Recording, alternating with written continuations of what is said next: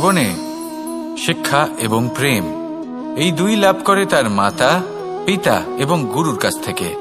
কিন্তু মানুষ সবথেকে বেশি ভালোবাসে নিজের মাতাকে, কারণ মাতা খুব নির্মল চিত্তে ভালোবাসে, শান্ত মনে আমাদের অন্তরে শক্তির সঞ্চার করে থাকেন, আমাদের উৎসাহ দেন, বলশালী করে তোলেন।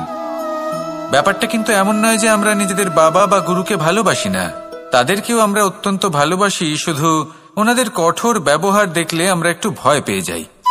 এবার ওনাদের এই কঠোর ব্যবহার আমাদের ভালো না লাগলেও অত্যন্ত আবশ্যক, কারণ মাতার থেকে আমরা যে শক্তি লাভ করি তা যেন নিয়ন্ত্রণ হারিয়ে বিধ্বংসী না হয়ে ওঠে, আমরা যেন কোনো কুপথে না চলে যাই, আমরা কখনো যেন দোষ না করে ফেলি। শুধু সেই জন্য পিতা এবং গুরু একটু কঠোর হয়ে ওঠেন, এবং ওনাদের এই কঠোর আচরণ ভবিষ্যতে গিয়ে আমরা অবশ্যই বুঝতে পারি। জীবনে কিছু বছর আমরা এগিয়ে যাই আর তারপর আমরা বুঝতে পারি যে বাবা এবং গুরু আমাদের যথেষ্ট ভালোবাসতেন, কিন্তু ওনাদের ভালোবাসার বহিঃপ্রকাশ আলাদা। প্রয়োজনীয় হলো এটা দেখার, এটা বোঝার যে শুরু থেকে আমাদের প্রতি ওনাদের আচরণ কেমন ছিল।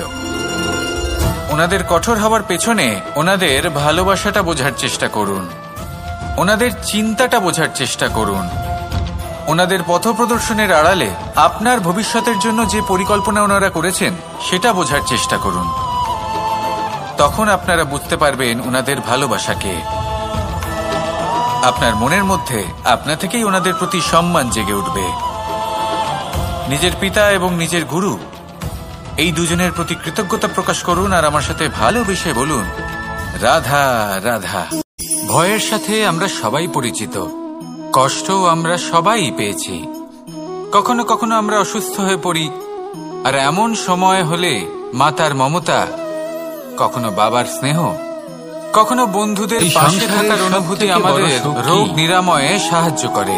কেউ বলবেন কখনো যদি আমরা নিরাশ হয়ে পড়ি, তখন যদি আমাদের কোনো আপনজন আমাদের উপার্জন করে দুটো ভালো কথা বলে, তখন আমাদের মনোবল বেড়ে যায়। কেউ বলবেন তেমন সংসারের এই রঙ্গমঞ্চে যদি আপনি পীড়িত অনুভব করেন,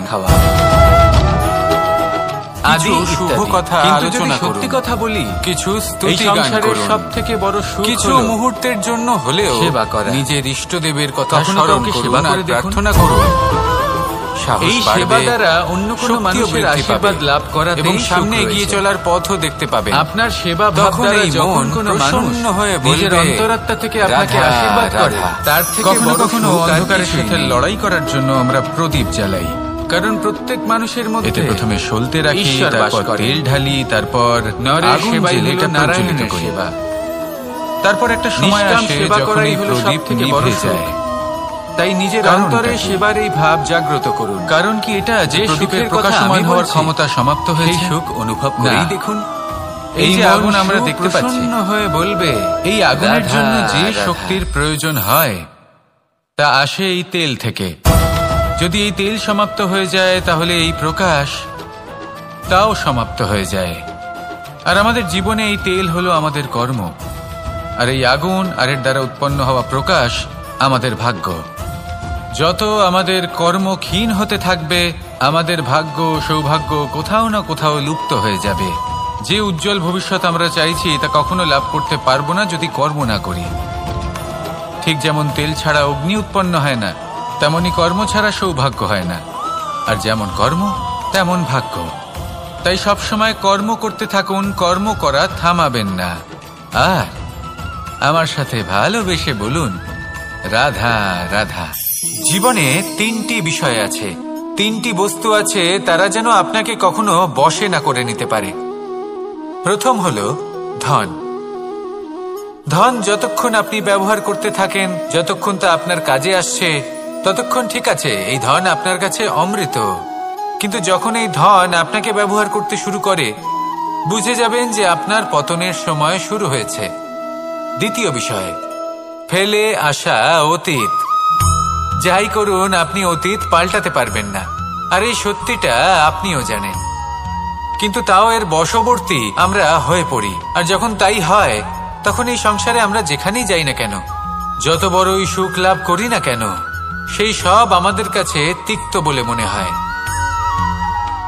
তৃতীয় বিষয়, আপনার আশেপাশের মানুষ ভিন্ন ভিন্ন ধরনের মানুষ হয়, যাদের চিন্তা ভাবনা এবং দৃষ্টিভঙ্গি ভিন্ন ভিন্ন প্রকারের। যদি এদের বশবর্তী আপনি হয়ে পড়েন, তাহলে কেউ বলবে এটা করো, এটা ভালো। কেউ বলবে এটা করো না, ওটা করো, ওটা ভালো কাজ। কেউ বলবে এই দুটোই করো না, অন্য কিছু করো। এই কথাগুলিতে আপনি এতটাই জড়িয়ে পড়বেন যে আপনি লক্ষ্যভ্রষ্ট হয়ে পড়বেন। তাই এই 3 বিষয় থেকে সাবধানে থাকবেন। যদি কোনো কিছু বশ করতে হয়, তাহলে আপনাকে বশ করতে হবে আপনার আজকে, নিজের বর্তমানকে। এটা খুব প্রয়োজনীয়। এটা ভাববেন যে এই সময়ের সদ্ব্যবহার আমি কিভাবে করব, সময়কে শাসন কিভাবে করব, ওই কর্ম কিভাবে করব যাতে ভবিষ্যতে কখনো আমার আফসোস না হয়, বরং এই সংসার আমাকে নিয়ে গর্ব করবে, সেই কর্ম করুন।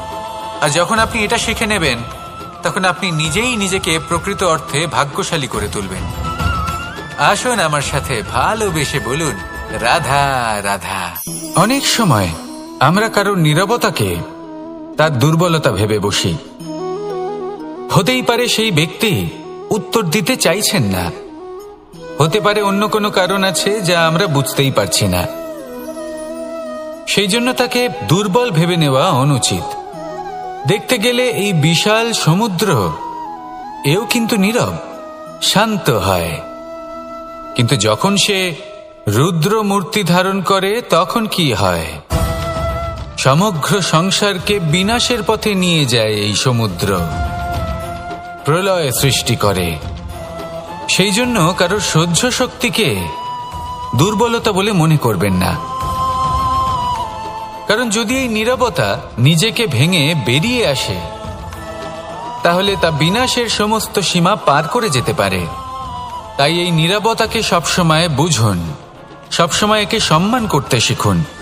আর আমার সাথে ভালোবেসে বলুন, রাধা রাধা। কখনো কোনো চাতক পাখিকে দেখেছেন? কথায় আছে যে বছরে মাত্র একবার সে তার তৃষ্ণা মিটিয়ে থাকে, আর তাও আকাশে ভেসে থাকা মেঘের দ্বারা ঘটানো বৃষ্টির জলের ফোঁটা থেকে। আর কোথাও থেকে সে তার তৃষ্ণা পূরণ করে না। সারা বছর সে নিদারুণ গরম সহ্য করে, তীব্র শীতও সহ্য করে, শুধু এই আশা নিয়ে যে বছরে একবার অন্তত সেই মেঘের ঘন ঘটা হবে, বৃষ্টি হবে, আর সে তার তৃষ্ণা নিবারণ করবে। এটা আসলে কি? এটা আসলে বিশ্বাস। সেই বিশ্বাস যে বছরে একবার সেই মেঘ আসবে তৃষ্ণা নিবারণ করতে। যেমন দেখুন, একটা সূর্যমুখী ফুল সারা রাত অন্ধকারের সাথে যুদ্ধ করে, কারণ তার বিশ্বাস যে ভোরবেলায় সূর্য তাকে অবশ্যই দর্শন দেবেন। সেটাও বিশ্বাস ছিল যার উপর ভরসা করে মনু একটা নৌকা নিয়ে বেরিয়ে পড়েছিলেন এবং সমস্ত সৃষ্টিকে প্রলয়ের হাত থেকে বাঁচিয়েছিলেন। সেটাও ছিল ভালোবাসার প্রতি বিশ্বাস, যার উপর ভরসা করে বানর এবং ভাল্লুক সেনা নিয়ে শ্রীরাম আক্রমণ করেছিলেন সমস্ত বরদানপ্রাপ্ত অসুরগণ এবং রাক্ষসগণের লঙ্কায় এবং জয় লাভ করেছিলেন। এই বিশ্বাসই হল এই বিশ্বের আশা। বিশ্বাস রাখুন যে আপনি হলেন সর্বশ্রেষ্ঠ এবং শুধুই নিজের কর্ম করতে থাকুন। এই বিশ্বাসের আশাই আপনাকে প্রতি মুহূর্তে বল প্রদান করবে। এ হলো আমার বিশ্বাস। আসুন আর আমার সাথে ভালোবেসে বলুন, রাধা রাধা। যোগাসন। যোগাসনে আসন অত্যন্ত গুরুত্বপূর্ণ। এবার আমি বলবো সবথেকে শ্রেষ্ঠ আসন কোনটি। আশ্বাস। নিজেকে আশ্বস্ত করতে থাকুন যে আমি আছি, সব ঠিক হবে, যা হচ্ছে ভালোর জন্য হচ্ছে। এই আশ্বাস আপনাকে জীবনে এমন ধনাত্মক বিশ্বাস দেবে যে আপনি বড় বড় সমস্যার সমাধান করতে পারবেন। এবার যদি কথা বলি সবথেকে কঠিন সময়ের, তাহলে সেটা হলো বিচ্ছেদের। যা মা সীতাকে সহ্য করতে হয়েছে শ্রীরামের জন্য, রাধা কৃষ্ণকেও সহ্য করতে হয়েছে। যে ব্যক্তি বিচ্ছেদের সময় সঠিক পথে চলে এসেছে, সে জীবনে অনেক শ্রেষ্ঠ স্থানে অবশ্যই পৌঁছতে পারবে। এবার যদি কথা বলি সবথেকে জরুরি এবং গুরুত্বপূর্ণ সময়ের, তাহলে সেটা হলো সংযোগ। সকলকে সাহায্য করতে থাকুন। আপনি অন্যদের সাহায্য করে তাদের যত আনন্দ দিতে পারবেন ততটাই আনন্দ আপনারও জীবনে অবশ্যই আসবে। আসুন আর আমার সাথে ভালোবেসে বলুন, রাধা রাধা। সংসারে সকলে উঁচুতে উঠতে চায়, কেউ নত হতে চায় না। সবাই এটা মনে করে যে নত হওয়ার অর্থ হলো তাদের আত্মসম্মান এবং অহংবোধের বিরুদ্ধাচরণ করা। তাদের মনে হয় যে যদি আমরা নত হই, সংসার আমাদের দুর্বল মনে করবে, তাদের শৌর্য এবং তাদের ব্যক্তিত্বের অপমান হবে। কিন্তু এটা কি সত্যি? প্রত্যেকবার নত হওয়ার অর্থ কি সম্মানহানি হওয়া? কখনোই নয়। আপনি নিজের জীবনকেই দেখে নিন। আপনার কোনো অমূল্য জিনিস যদি নিচে পড়ে যায় তাহলে তাকে কিভাবে তোলেন? সেই বস্তুকে তোলার জন্য আপনাকে নত হতেই হবে। আপনি বড়দের আশীর্বাদ কিভাবে লাভ করেন? আপনি নত হয়ে তবেই তাদের আশীর্বাদ লাভ করতে পারেন, তাই না? ভেবে দেখুন, আপনি একটা পথে হাঁটছেন, আপনি দেখতে চাইছেন যে আপনি সঠিক পথে হাঁটছেন কিনা, পায়ের নিচে কাঁটা পড়ে আছে কিনা। কিভাবে দেখবেন? আপনাকে সেই মাথা নত করেই দেখতে হবে। এর অর্থ কি? অর্থ খুব সহজ। প্রত্যেকবার নত হওয়া অনুচিত নয়, সেটা কোনোভাবেই সম্মানহানি নয়। পরিস্থিতি অনুসারে এবং যেখানে প্রয়োজন আপনি নত হতে শিখে গেলে আপনি অনেক কিছুই লাভ করতে পারবেন। জ্ঞান, মান, গুণ, বিশ্বাস। সেই জন্য প্রয়োজন এবং পরিস্থিতি অনুসারে নত হতে শিখুন, এতে অনুচিত কিছুই নেই। আত্মসম্মান থাকা অত্যন্ত প্রয়োজনীয়, কিন্তু তা যেন কখনো অহংকারে পরিণত না হয়। এই বিষয়ে অবশ্যই নজর রাখবেন এবং আমার সাথে ভালোবেসে বলবেন, রাধা রাধা। আমাদের জীবনে অনেক ধরনের ব্যক্তি এসে থাকেন। কেউ কেউ আমাদের সাথে থেকে যান, কেউ আমাদের থেকে দূরে চলে যান। কেউ ভালো মানুষ হন, কেউ খারাপ মানুষ। কিন্তু আমরা সবসময় সেই সময়টাকে নিয়ে দুঃখ প্রকাশ করি যখন আমাদের জীবনে কোনো খারাপ ব্যক্তি প্রবেশ করেন। তারা আমাদের খারাপ অনুভূতি দেন, দুঃখ দেন, কষ্ট দেন। আমরা সবাই তাকে ভালো মন্দ কথা বলি। কিন্তু কেন? এমন বিভিন্ন ধরনের মানুষ, খারাপ মানুষ, ভালো মানুষ সবার জীবনেই আসেন এবং সকলকেই একটা অমূল্য শিক্ষা দান করে যান।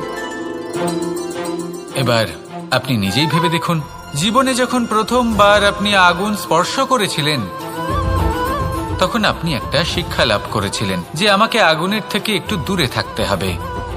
তারপর আস্তে আস্তে আপনি শিখলেন যে কিভাবে এই আগুনকে নিয়ন্ত্রণে রাখতে হবে। তারপর আপনি শিখলেন যে কিভাবে নিজের জীবনে তাকে প্রয়োগ করতে হবে, তা সে অন্ধকারে প্রকাশ লাভ করার জন্য হোক বা খাবার বানানোর জন্য। সেইভাবেই কোনো খারাপ ব্যক্তি যখন আপনার জীবনে আসে, কোনো শিক্ষা দিয়ে যান, তার প্রতি কৃতজ্ঞ থাকুন। তার বিষয় খারাপ ভাবার বা খারাপ অনুভূতি নিয়ে থাকার কোনো প্রয়োজন নেই। সেই শিক্ষা লাভ করুন, ইতিবাচক মনোভাব নিয়ে জীবনের সামনে এগোতে থাকুন। কেউ নেই যিনি আপনাকে বাধা দিতে পারেন।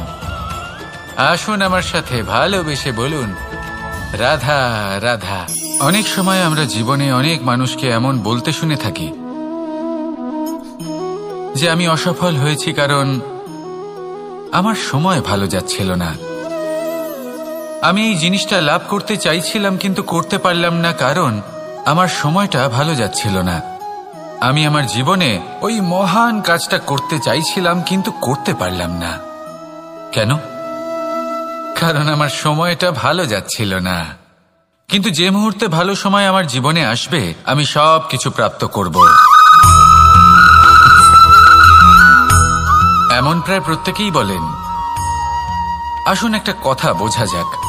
একজন মালিকে দেখুন, সে প্রত্যেক দিন গাছের সেবা করে, তাকে জল দেয়, তার যত্ন আত্তি করে। কেন? প্রত্যেক দিন সেই গাছ ফল দেয় না। সঠিক সময় এলে তবেই সেই গাছ ফল দেয়, কিন্তু প্রত্যেক দিন মালি তার সেবা করে, তাকে যত্ন করে। শুধুমাত্র তখন করে না যখন সেই গাছ ফল দিতে সক্ষম। আর যদি মালি গাছের যত্ন প্রতিদিন না করে তাহলে হয়তো সেই গাছ ফল দিতেই পারবে না। এটাই হলো আমাদের জন্য একটা শিক্ষা। যখন সময় আমাদের জন্য অপেক্ষা করে না তখন আপনি সময়ের জন্য কেন অপেক্ষা করছেন? ভালো সময়ের জন্য অপেক্ষা করবেন না, ভালো এবং শুভ কর্ম দ্বারা ভালো সময়কে নিজের কাছে টেনে আনুন। নিরন্তর কর্ম করুন, পরিশ্রম করতে থাকুন, শুভ সময় আপনা থেকেই আপনার কাছে আসবে। আসুন আমার সাথে ভালোবেসে বলুন, রাধা রাধা। জীবনে এমন কিছু কাজ রয়েছে যা আমাদের কখনোই করা উচিত নয়, যেমন আশা করা। যদি আপনি আশা করেন আর আপনার আশা পূর্ণ না হয়, আপনি খুবই কষ্ট পাবেন। এবার আপনি যদি প্রতীক্ষা করেন, করতেই থাকেন, আর সেই ব্যক্তি যদি না আসে, তাহলেও খুব কষ্ট পাবেন। আর হলো তুলনা।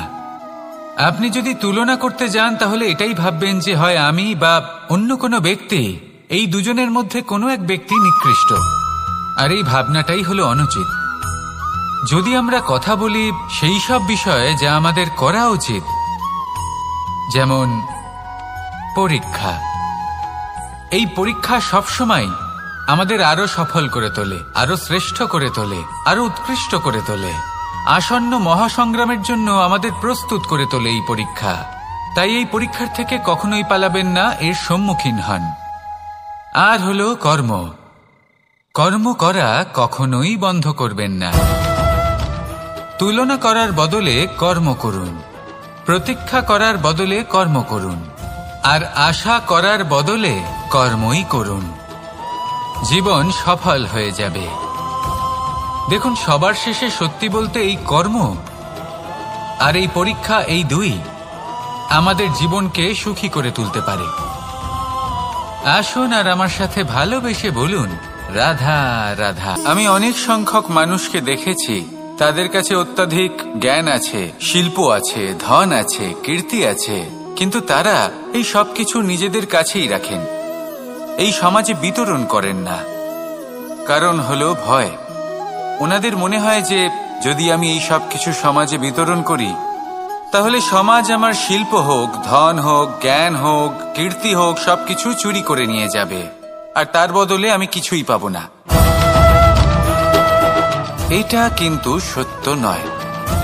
সত্য হলো এটাই যে যদি আপনি নিজেকে এই সংসারের প্রতি সমর্পিত করেন, তাহলে এই সংসার আপনার প্রতিও সমর্পিত থাকবে।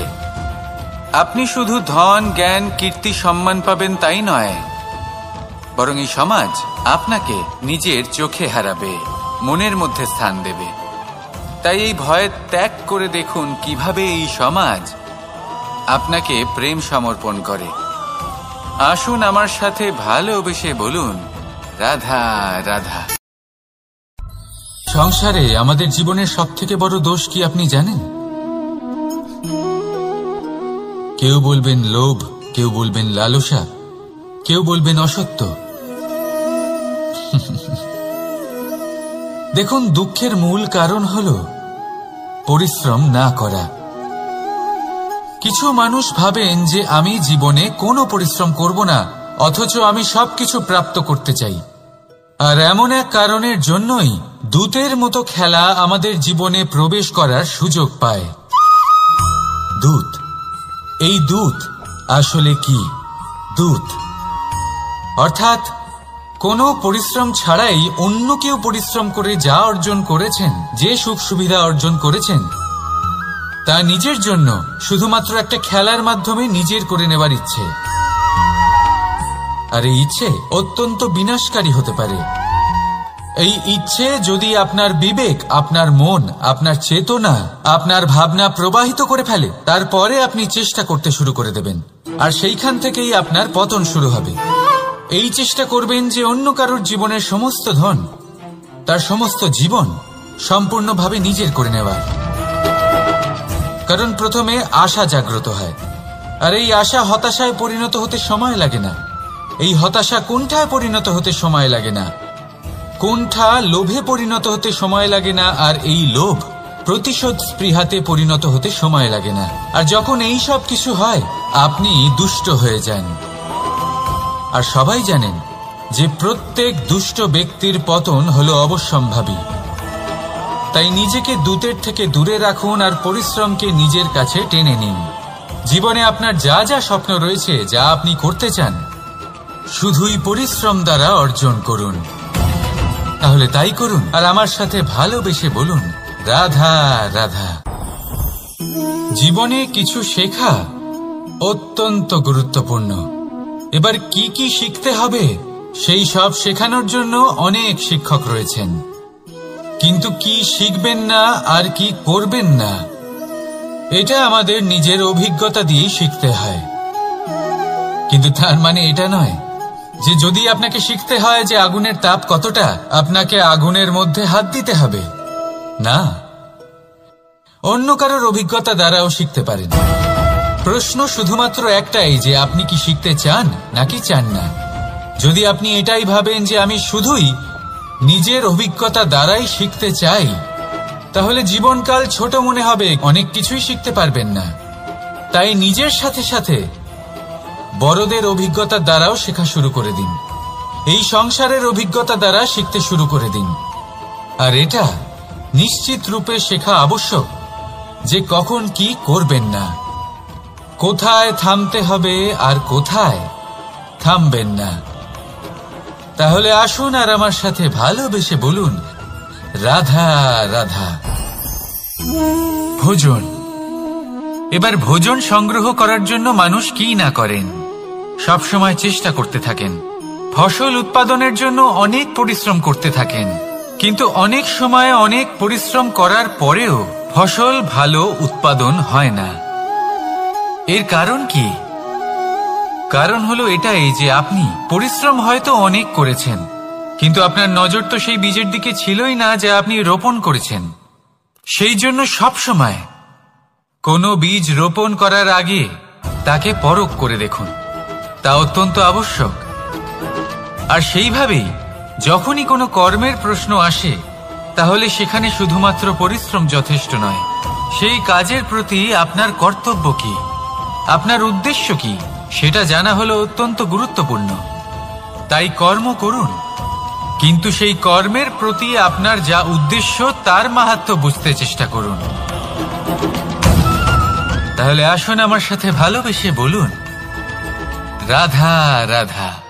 তো নিদ্রা মানুষের জীবনের একটা অত্যন্ত গুরুত্বপূর্ণ সুখ এবং প্রয়োজনীয়তাও। দেখতে গেলে এই সংসারের প্রত্যেক পশু পাখি, প্রত্যেক জীব অবশ্যই নিদ্রা প্রাপ্ত করেন, কিন্তু মানুষ, যার মধ্যে বিচার বিবেচনা করার শক্তি অন্যদের থেকে অনেক বেশি, তার কিন্তু ঘুমের কিছু সমস্যা অবশ্যই হয়। কি বলেন? তাই তো। এবার এর কারণ কি?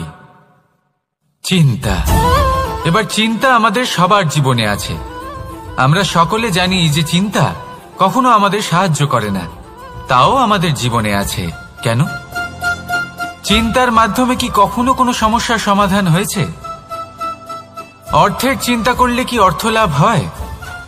ভবিষ্যতের চিন্তা করলে কি ভবিষ্যৎ ঠিক হয়ে যায়? স্বাস্থ্যের চিন্তা করলে কি স্বাস্থ্য নিজে থেকেই ঠিক হয়? হয় না। তাহলে এই সব কিছু থেকে আমাদের একটা ছোট্ট শিক্ষা অবশ্যই লাভ করা উচিত।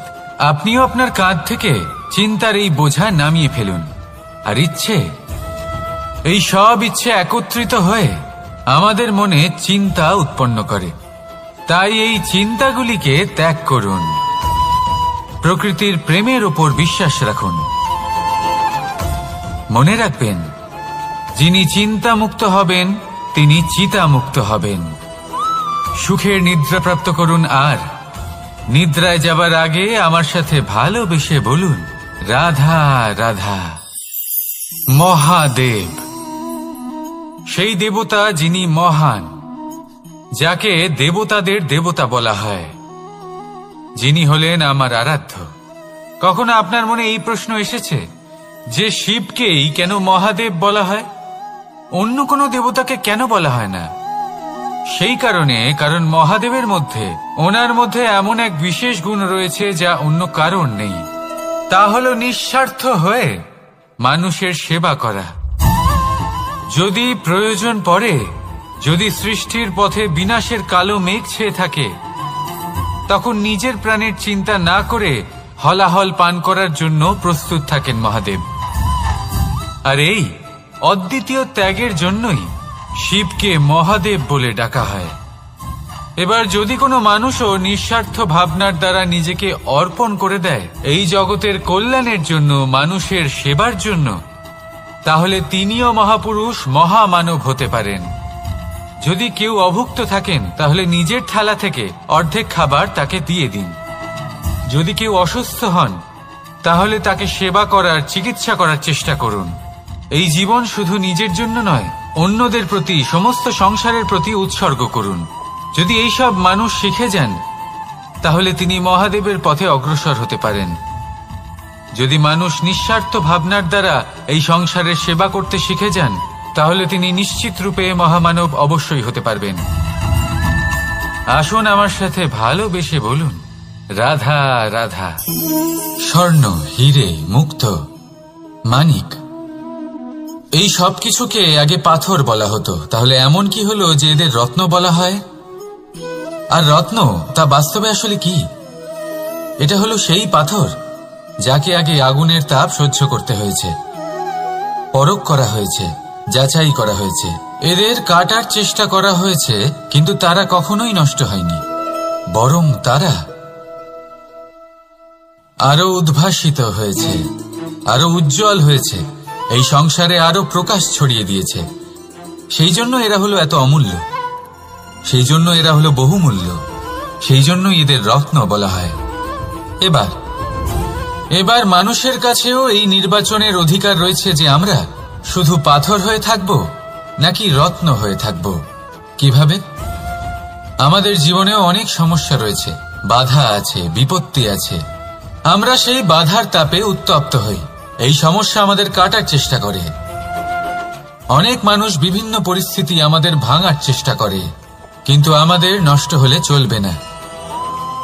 যেভাবে এই রত্ন সমস্যার সম্মুখীন হয়ে পাথর থেকে রত্ন হয়েছে, সেইভাবেই আমাদেরও আমাদের সমস্যার সম্মুখীন হয়ে রত্ন হয়ে উঠতে হবে, এই সংসারে প্রকাশের স্রোত হয়ে উঠতে হবে। তাহলে এটাই করুন আর আমার সাথে ভালোবেসে বলুন, রাধা রাধা। সংসারে সব থেকে বড় শক্তি আসলে কি? কেউ বলবেন শারীরিক শক্তি, কেউ বলবেন অস্ত্রের শক্তি, কেউ বলবেন জ্ঞানের শক্তি। ঠিক আছে, কিন্তু যদি আমি বলি সংসারের সব থেকে বড় শক্তি হলো শক্তি কোনো এক তথ্যের, আগে হ্যাঁ, তথ্য। এই তথ্য নিজেই কিন্তু খুব শক্তিশালী, অত্যন্ত শক্তিশালী অস্ত্র হলো এই তথ্য। আর সত্যি বলতে অনুচিত তথ্যের থেকে অনেক বেশি ঘাতক হলো অসম্পূর্ণ তথ্য। যেরকম আজ শাম্ব রুক্মির সাথে করেছে, ওকে অসম্পূর্ণ তথ্য দিয়েছে, তার ফলে বিনাশ হলো। যদি এইভাবেই আপনার কাছেও কোনো অসম্পূর্ণ তথ্য আসে, আর যদি আপনি তা পরখ না করে দেখেন, যাচাই না করে দেখেন, আর নিজের কর্ম করেন, তাহলে উত্থানের বদলে আপনি পতনের সম্মুখীন হবেন, বিকাশের বদলে আপনার বিনাশ হয়ে যাবে। মনে রাখবেন একটা অত্যন্ত গুরুত্বপূর্ণ কথা,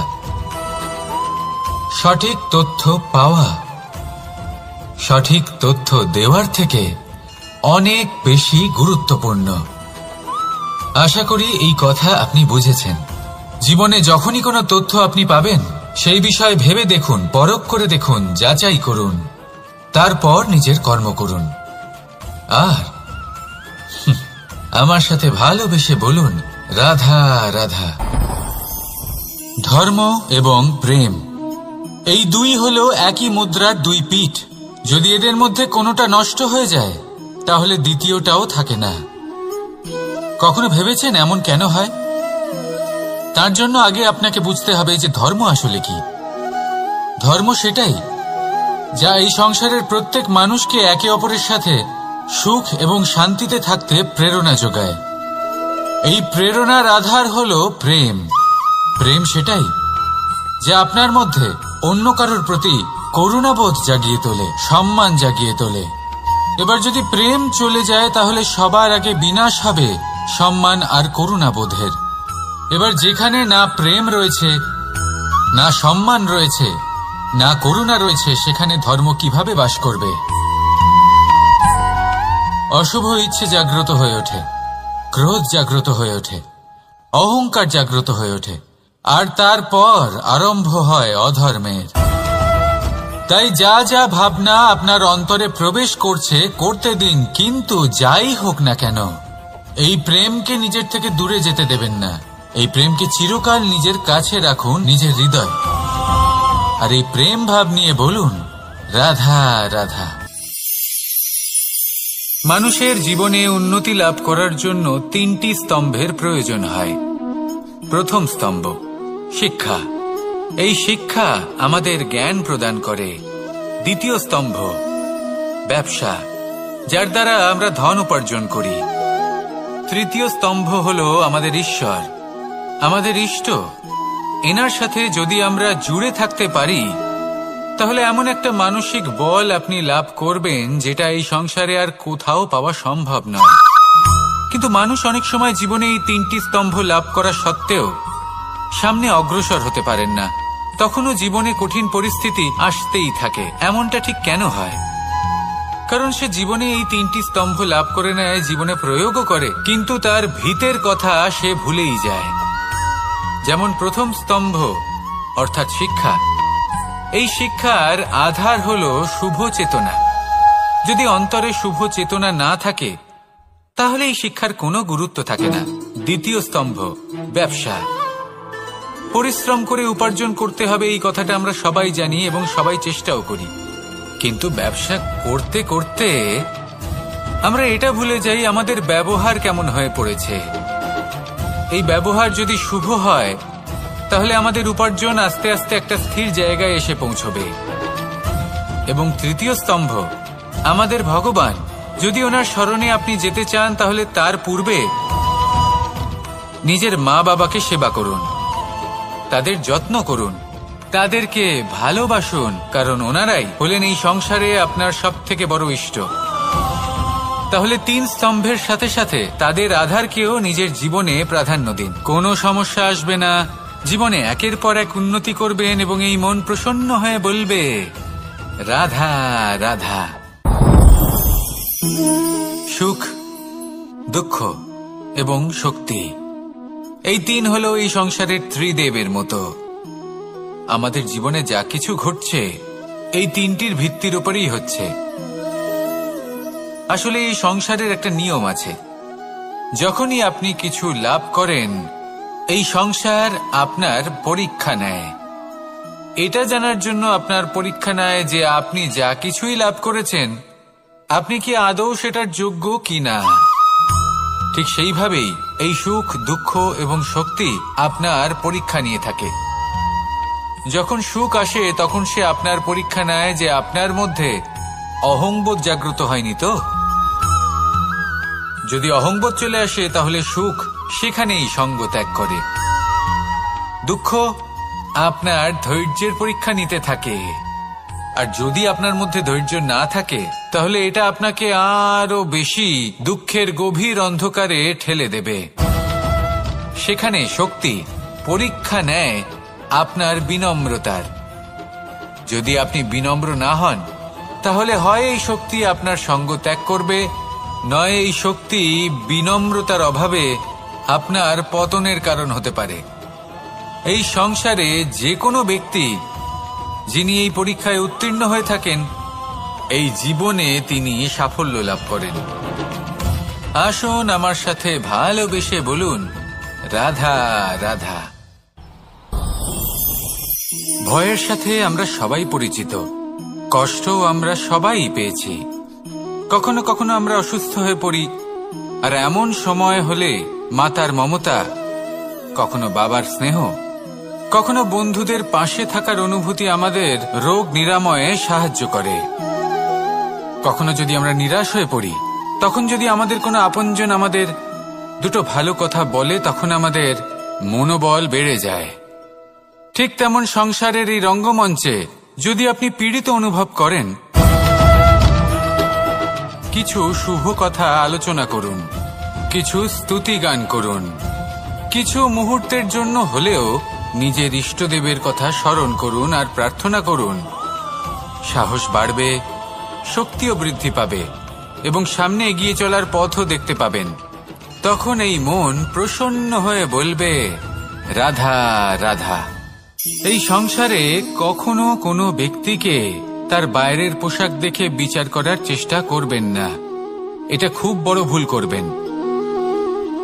যেমন আমরা জীবনে অনেক সময় এমন করি, ধরুন কোথাও একটা গাছ দেখলাম, খুব বিশাল আকারের একটা গাছ, যেটা মাটির থেকে অনেক উঁচুতে পৌঁছে গেছে, যার বিশাল শাখা আছে। সেগুলো দেখে আমরা ভাবি যে এই গাছে হয়তো কত সুস্বাদু ফল আছে। আমরা সেই গাছের পরিচর্যা করতে থাকি। আবার অন্যদিকে হলো একটি তৃণ, যেটা মাটি থেকে কিছুটা উঁচুতে পৌঁছেছে, কিন্তু সেই তৃণর নিচে, মাটির নিচে অত্যন্ত সুস্বাদু ফল বা সবজি জন্ম নেয়, যা আমাদের স্বাস্থ্যের পক্ষে অত্যন্ত উপকারী। সেই জন্য কখনো আবরণ দেখে কাউকে বিচার করতে চেষ্টা করবেন না। তার বদলে এটা বোঝার চেষ্টা করুন যে আপনার সামনে যে ব্যক্তি আছে বা বস্তু আছে, তার বিশেষত্ব কি। যদি এই বিশেষত্ব বোঝার ক্ষমতা আপনি অর্জন করেন, যদি এই শিল্প আপনি নিজের ভেতরে জাগ্রত করেন, তাহলে এই সংসারে বিশেষত্ব কি সেটা আপনি জানতে পারবেন। আর এই সমস্ত খেলা দৃষ্টি থেকে নয়, দৃষ্টিভঙ্গি থেকে জন্ম নেয়। দৃষ্টিভঙ্গি সবসময় শুভ রাখুন, আর আমার সাথে ভালোবেসে বলুন, রাধা রাধা। যখন আমরা কোনো বনে প্রবেশ করি, তখন এই সবুজ ঘাস দেখে, এই কোমল ঘাস দেখে আমাদের মন প্রফুল্ল হয়ে ওঠে। ভিন্ন ভিন্ন প্রজাতির ফুল, ভিন্ন ভিন্ন রঙের ফুল দেখে এই মন আনন্দে ভরে ওঠে। এখানে শিশুরা আনন্দ লাভ করে, বড়রা ভোজন গ্রহণ করেন, কথাবার্তা বলেন, হাঁটাহাঁটি করে বেড়ান।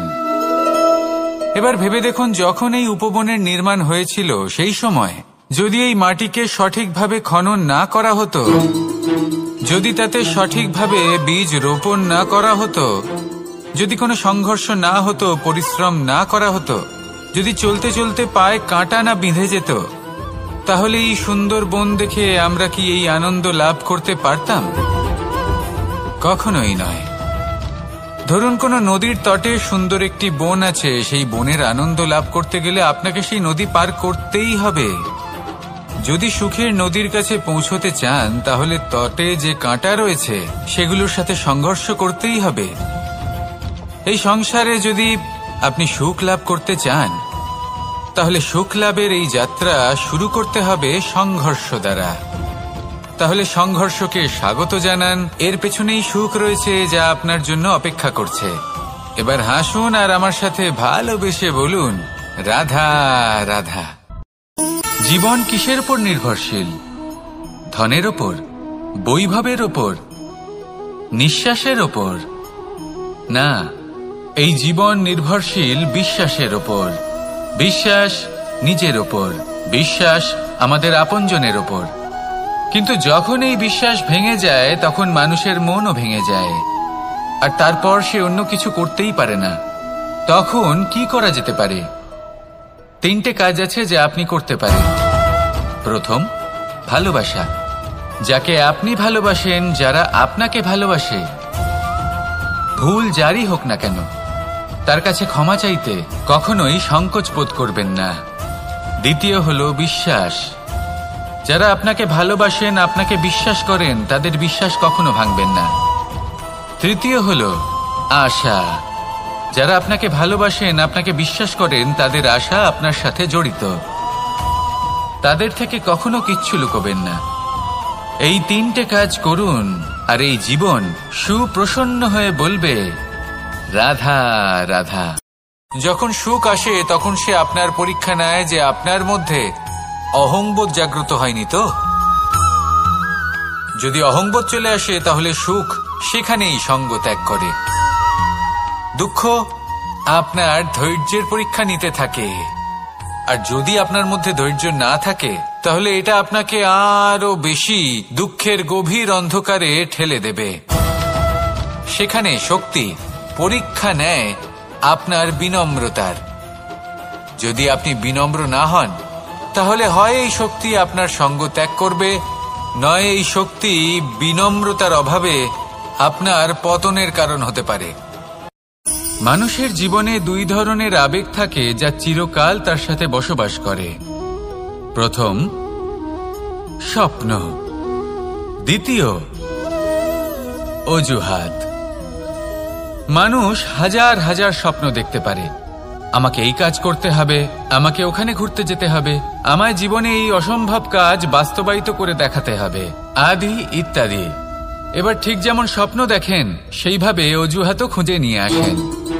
আমি এই স্বপ্ন পূরণ করতে পারলাম না, কারণ আমাকে কেউ সাহায্যই করল না, কারণ আমি দুর্বল হয়ে পড়েছিলাম, কারণ আমার কাছে সময়ই ছিল না, আদি ইত্যাদি। এবার সাফল্য এবং অসফলতার মাঝখানে এই ধরনের সংঘর্ষ হতে থাকে। সাফল্য তখন লাভ করা সম্ভব যখন আপনার স্বপ্ন আপনার অজুহাতের থেকে অনেক বড় হয়, আর অসফলতা তখন পাবেন যখন আপনার অজুহাত আপনার স্বপ্নের থেকে অনেক বড় হয়। আপনি যদি সাফল্য লাভ করতে চান তাহলে চেষ্টা করতে থাকুন, পরিশ্রম করুন। যদি অসফল হন তাহলে ভয়ভীত হওয়ার কোনো প্রয়োজন নেই। নিজের ভুল বুঝুন, তাকে শুধরে নিন, আবার চেষ্টা করুন। কিন্তু যদি নিজের জীবনে অজুহাত নিয়ে আসেন তখন স্বপ্ন কখনো পূরণ হবে না। আসুন আমার সাথে ভালোবেসে বলুন, রাধা রাধা।